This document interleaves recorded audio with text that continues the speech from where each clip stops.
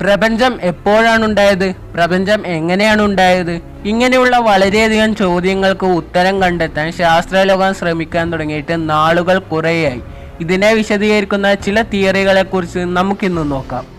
ഒന്നാമത്തെ theory മഹാവിസ്ഫോടന theory അല്ലെങ്കിൽ big bang theory.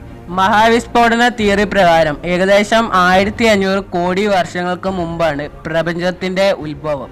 1500 കോടി വർഷങ്ങൾക്ക് മുമ്പ് ഒരു വലിയ പൊട്ടിത്തെറി ഉണ്ടായി. അപ്പോൾ എന്താണ് പൊട്ടിത്തെറിച്ചത്?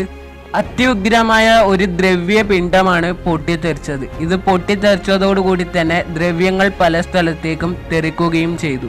പിന്നീട് അത് ബഹിരാകാശത്ത് കൂടി ഒഴുകി നടക്കാൻ തുടങ്ങി.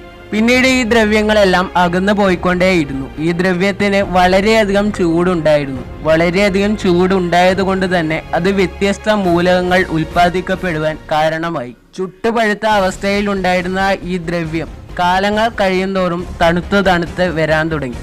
അതോടുകൂടി തന്നെ ഈ ദ്രവ്യങ്ങളുടെ ഓരോ കണവും പരസ്പരം ഒന്നുചേരാനും തുടങ്ങി. അങ്ങനെ കുറെ കണങ്ങൾ ഒന്നു ചേർന്ന് അത് നെബുലകളായും പിന്നീട് അത് നക്ഷത്രങ്ങളായും പിന്നീട് അത് ഗ്രഹങ്ങളായും ഉപഗ്രഹങ്ങളായും മാറിക്കൊണ്ടേയിരുന്നു. അങ്ങനെ സൗരയുധവും എല്ലാം തന്നെ രൂപം കൊള്ളാൻ തുടങ്ങി. ഇങ്ങനെ കുറേയധികം സൗരയുധങ്ങൾ ഒന്നു ചേർന്ന് അത് പിന്നീട് ഗാലക്സികളായി മാറി. ഇങ്ങനെയാണ് പ്രപഞ്ചത്തിന്റെ ഉത്ഭവം എന്നാണ് മഹാവിസ്ഫോടന തിയറി അല്ലെങ്കിൽ ബിഗ് ബാങ് തിയറി നമ്മളോട് പറഞ്ഞു തരുന്നത്. മറ്റേത് തിയറികളെക്കാളും ശാസ്ത്രലോകം ഇന്നും വിശ്വസിക്കുന്ന ഒരു തിയറിയാണിത്, ബിഗ് ബാങ് തിയറി അല്ലെങ്കിൽ മഹാവിസ്ഫോടന തിയറി. രണ്ടാമത്തെ തിയറിയുടെ പേര് പരിസ്ഥിതി സിദ്ധാന്തം എന്നാണ്. ബിഗ് ബാങ് സിദ്ധാന്തത്തെ അപേക്ഷിച്ച് നോക്കുമ്പോൾ പരിസ്ഥിതി സിദ്ധാന്തം വളരെയധികം ലളിതമാണ്. 1948 3 ബ്രിട്ടൻ ശാസ്ത്രജ്ഞർ ഉന്നയിച്ചതാണ് ഈ സിദ്ധാന്തം.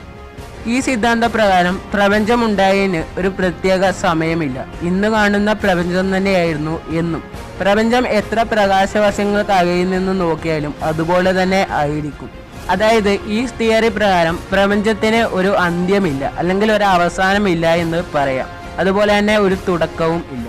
അതുപോലെ തന്നെ എത്ര കാലങ്ങൾ കഴിഞ്ഞാലും പ്രപഞ്ചം ഇതുപോലെ തന്നെ ഉണ്ടാകുമെന്നും ഈ തിയറി വ്യക്തമാക്കുന്നു. 1915 നടന്ന ഒരു പഠനത്തോടു കൂടി തന്നെയാണ് നമ്മുടെ ഗാലക്സി പോലുള്ള മറ്റനേകം ഗാലക്സികൾ നമ്മുടെ ഗാലക്സിക്ക് പുറത്തുണ്ട് എന്ന് കണ്ടെത്താൻ കഴിഞ്ഞത്.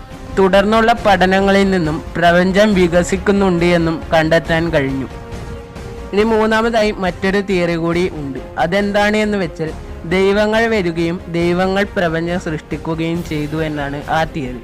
അപ്പോൾ നിങ്ങൾക്ക് എന്താണ് തോന്നുന്നത്? പ്രപഞ്ചം എങ്ങനെയാണ് ഉണ്ടായത്? ഈ 3 തിയറികളിൽ ഏതിനായിരിക്കും കൂടുതൽ പ്രസക്തി ഉണ്ടാവുക? അപ്പോൾ നമ്മൾ പറഞ്ഞ 3 തിയറികൾ വളരെയധികം അറിയപ്പെടുന്നതാണ്, അതായത് പ്രശസ്തി ആർജിച്ച തിയറികളാണ്. അറിയപ്പെടാത്ത തിയറികൾ ഇനിയും വളരെയധികം ഉണ്ട്.